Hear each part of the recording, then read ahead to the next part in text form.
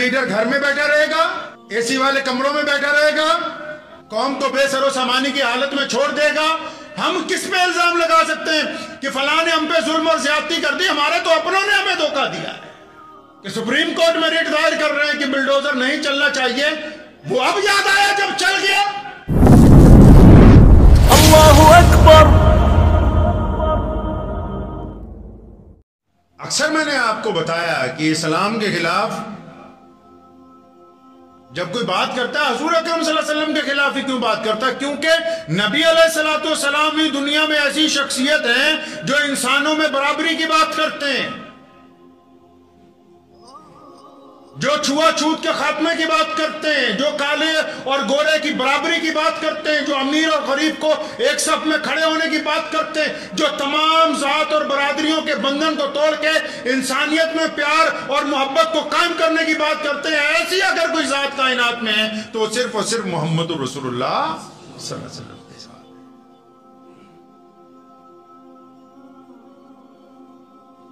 जिसने गुस्ताखी की, अभी तक हुकूमत ने कोई बड़ी कार्रवाई नहीं की, लेकिन गोदी मीडिया पुरअमन धरना देने वालों को ऐसे पेश कर रहा था, ऐसे धमकियां दे रहा है जैसे हम इस मुल्क में किराएदार हैं, हमने कुर्बानी दी है, तारीख उठाओ, हमारा खून शामिल है वतन की मिट्टी में, हमने नहीं तुम्हें कहा कि पाकिस्तान बनाओ, आओ, अगर आज भी हिम्मत है हम तुम्हारे साथ चलते हैं, वापस उस मुल्क को वापस शामिल करते हैं इधर।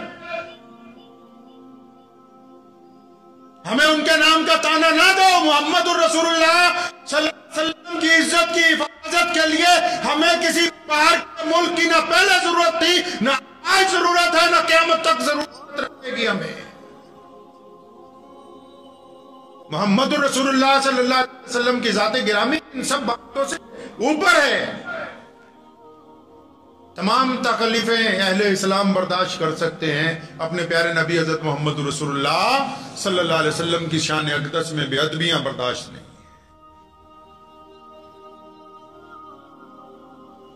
हम बार बार मुल्क की अदलिया को, मुल्क के हुक्मरानों को बार बार तमाम मुसलमान लीडरान गुजारिश करते हैं कि कानून को चाहिए कि अपना काम इंसाफ के साथ करे, इंसाफ का कत्ल न किया जाए।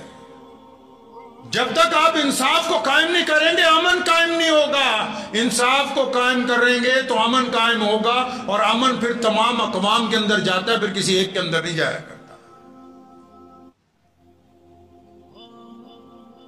और मैं मुसलमान लीडरान को भी कहता हूं कि जुमे के दिन किस बात का एहतजाज है? क्या मोहम्मद रसूलुल्लाह सल्लल्लाहु अलैहि वसल्लम की मोहब्बतें जुमे की मोहताज है, या फिर तुम्हारी क़यादत में कुछ कमी है कि बस जो भी ऐलान करेंगे, जो भी एहतजाज करेंगे जुमे वाले दिन ही करेंगे? क्यों भाई, क्या तुम इतने सालों से, पिछले 70 सालों के साथ ये कहते हो कि हम इस कौम के लीडर हैं, हम इस कौम के कायद हैं, तो ये जुमे वाले दिन ही नमाजी सिर्फ तुम्हें नजर आते हैं इस काम के लिए? मेरे वालिद मरहूम शेर इस्लाम मौलाना हबीबुर रहमान सानी लुधियानवी रहमतुल्लाह अलैह फरमाया करते थे भी जुमे के अलावा अगर एहतजाज करना हो तो आपने देखा अब तक कितने बड़े बड़े एहतजाज पंजाब के अंदर किए गए, लाखों लोग शामिल होते थे, लेकिन सुना कि कभी हालात खराब हो गए। क्यों? जब कौम का इमाम, कौम का लीडर अपनी कौम के साथ होगा, उनके दरमियान में चल रहा होगा, तो कभी भी हालात नहीं बिगड़ सकते। जब लीडर घर में बैठा रहेगा, एसी वाले कमरों में बैठा रहेगा, कौम को बेसरो सामानी की हालत में छोड़ देगा, हम किस पे इल्जाम लगा सकते हैं कि फलां ने हम पे जुल्म और ज्यादती कर दी? हमारे तो अपनों ने हमें धोखा दिया है कि सुप्रीम कोर्ट में रिट दायर कर रहे हैं कि बुलडोजर नहीं चलना चाहिए। वो अब याद आया जब चल गया। मुझे बहुत सारे अंधे मुरीदों ने व्हाट्सएप के ऊपर कहा कि आपने फलां बात गलत कह दी फलां बड़े लोगों के बारे में, तो मैंने उनको कहा कि भाई हम इसलिए कह रहे हैं, कम से कम हमें जरूरत है, इस वक्त हम तकलीफ में है कि हमारा लीडर हमारी हुकूमत के सामने हमारी गुफ्तगू रखे। मैंने तो एक बहुत बड़े इमाम मौलाना साहब का बयान पढ़ा, मुझे बड़ी हैरानी हुई। कहने लगे हम तो यकीन ही नहीं रखते कि एहतजाज किया जाए। हम कानून की लड़ाई में यकीन रखते हैं। आप अगर कानून की लड़ाई में यकीन रखते हैं, आपने पार्लियामेंट का इलेक्शन क्यों नहीं लड़ा? किस कौम को बेवकूफ बनाने की बातें करते हो? जिसने पूरी दुनिया के लिए जिंदगी का लाए अमल तय किया, उनको बेवकूफ बनाने की बातें करते हो। सारी दुनिया को पता है कि कानून अदालत में नहीं बनता, कानून पार्लियामेंट में बनता है। और जब इलेक्शन आता है तुम कहते हो कि हम इलेक्शन नहीं लड़ेंगे।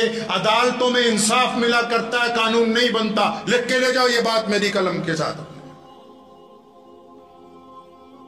एक तरफ दावा है कि हम कानून की लड़ाई लड़ेंगे, दूसरी तरफ जब कानून बनाने वाला इदारा, कानून वाले बनाने का इदारा कौन है जी? कानून पार्लियामेंट में बनता है, कानून विधानसभा में बनता है। और जब उस इदारे का चुनाव होता है, जब वहां बात रखनी होती है, तो आप कहते हैं कि हम इलेक्शन नहीं लड़ेंगे, हम गैर सियासी लोग हैं। तो जिनको अपने नाम पेटेंट करवा लिया, जिन मुसलमानों को, मुझे एक साहब कहने लगे बार बार ऐसी बातें क्यों करते हो? मैंने कहा इसलिए क्योंकि 70 सालों में हमारी जो जमात है मजलिस एहरार, हमने रसीद बुक नहीं छापी, कैशियर का ओहदा नहीं है हमारे पास। जो जरा जरा सी बात पर आज तक चंदा करते आए, जरा जरा सी बात पर अरबों रुपया मुसलमानों का जेबों में लेके बैठ गए, वही दुख दर्द में हमें कहेंगे कि हम तो कानून के मुताबिक लड़ाई, तो कानून के मुताबिक लड़नी थी तो फिर पार्लियामेंट में मैदान में क्यों नहीं उतरे? फिर विधानसभा के अंदर मैदान में क्यों नहीं उतरे? कानून तो वहां बनता है मेरे भाई, अदालतों में तो इंसाफ मिलता है। जब मुकदमा दर्ज होता है, अपने इंसाफ की लड़ाई लड़ी जाती है, अपने गवाह पेश किए जाते हैं, अपने सबूत पेश किए जाते हैं। किस कौम को क्या समझाने की कोशिश?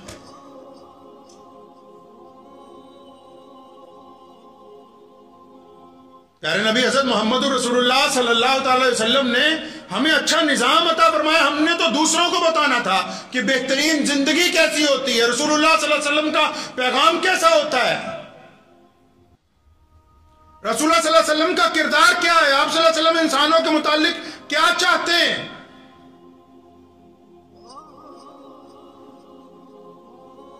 आज भी जरूरत है इस बात की। मुसलमान कायदीन को भी कहता हूं कि अगर एहतजाज करना हो, करवाना हो, तो खुद आगे रहा करें। गरीब मुसलमानों को आगे करके उनके डंडे न बढ़वाएं। खुद क्यों नहीं चलते? मैंने तो बचपन से आज तक यही देखा, अपने बाप को भी। आज भी मैं अल्हम्दुलिल्लाह मस्जिद में बैठ के इत्मीनान से कहता हूं, सिर्फ पंजाब एक सूबा है जिसमें ऐलान किया गया कि हम जुमे को एहतजाज करेंगे। क्यों? क्योंकि हमें पता था हमारे लीडरान, हमारे कायद मुसलमानों के साथ बजाते खुद सड़क के ऊपर होंगे। क्योंकि भीड़ का तो कोई दिमाग नहीं होता, दिमाग तो इमाम के पास है, दिमाग तो लीडर के पास है, कायद के पास है, उस इलाके के जिम्मेदार के पास है। वो खुद ही कहेगी अच्छा तुम लोग आगे चले जाओ, मैं पीछे बैठा रहूंगा, तो इसका मतलब वो अपनी कौम के साथ धोखा कर रहा है।